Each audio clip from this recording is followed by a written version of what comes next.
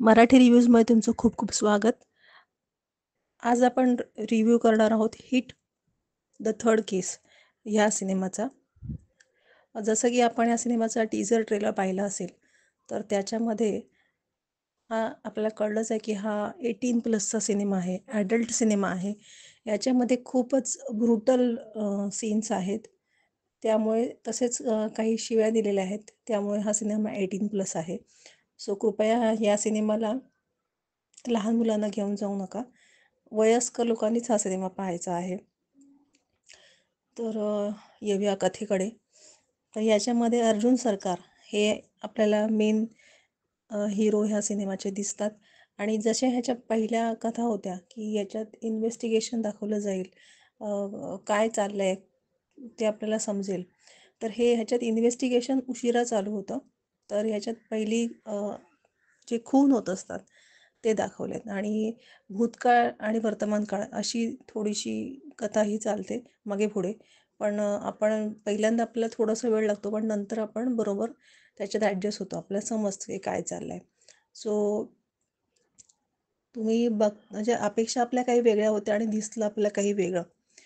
तर brutal brutal brutal violence, रक्त रक्ताचा वर्षाव आपल्याला या सिनेमात दिसतोय.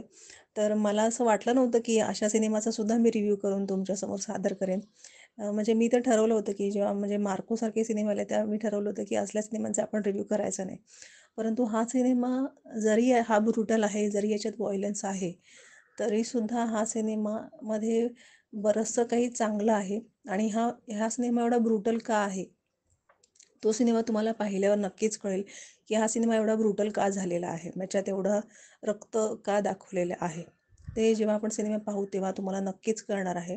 सो असा हा सिनेमा आहे जो तुम्ही जर 18 वर्षाच्या पुढचे आहात तर तुम्ही नक्कीच हा सिनेमा पाहावा, चुकवू नये असा हा सिनेमा आहे. या सिनेमाला जर रेटिंग द्यायचं झालं तर मी या सिनेमाला देईन 5 पैकी 4 स्टार. असा हा सिनेमा आहे.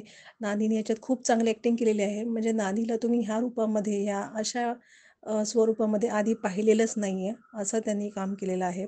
ह्याच्यात ते खूप छान दिसतात, खूप छान त्यांनी ॲक्टिंग केली आहे. त्यांनी स्टायलिश अर्जुन सरकार चांगला उभारलेला आपल्याला दिसतो, उभा केलेला. सो असा हा सिनेमा आहे.